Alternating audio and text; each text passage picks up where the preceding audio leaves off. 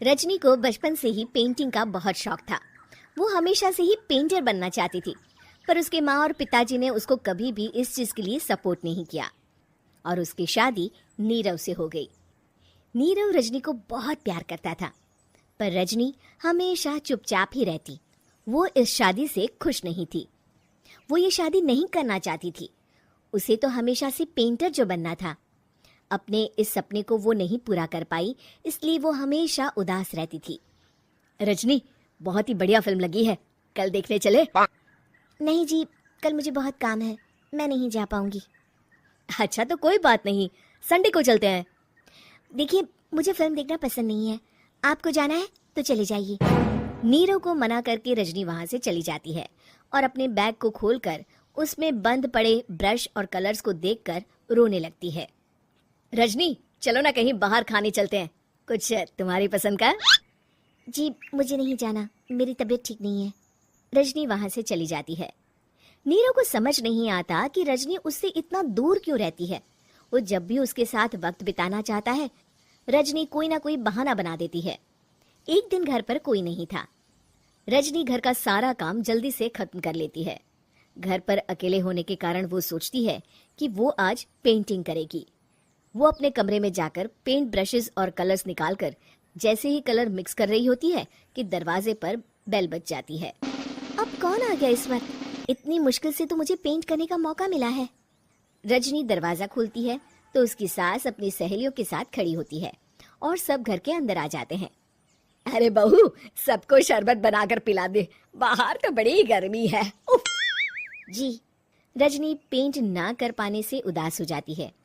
उसे गुस्सा भी आ रहा होता है कि उसने इस शादी के लिए हाँ क्यों कह दी। वो रसोई में जा रही होती है कि उसकी सास उसे रोकती है।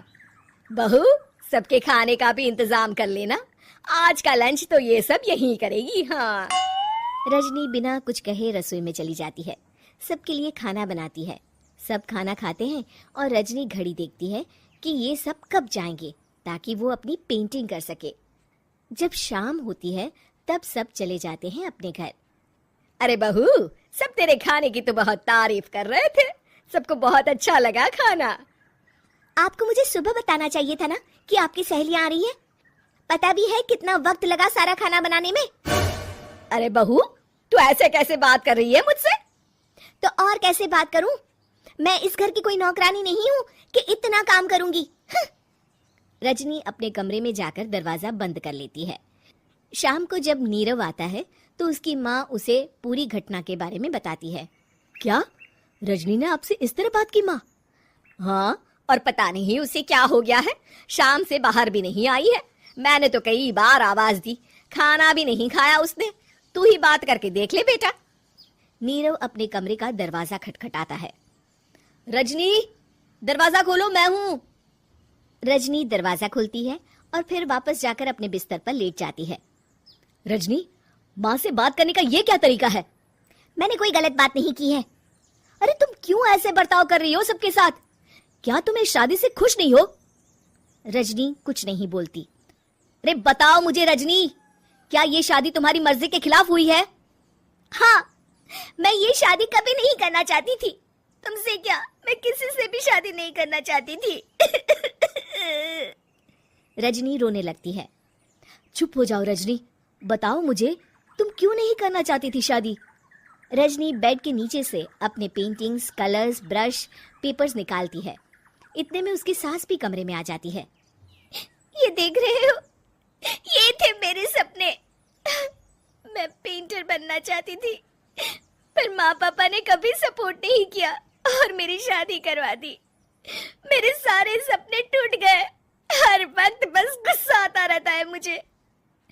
मैं जानती हूँ कि आप लोगों की इसमें कोई गलती नहीं है, पर मैं क्या करूँ, मुझे समझ में नहीं आता।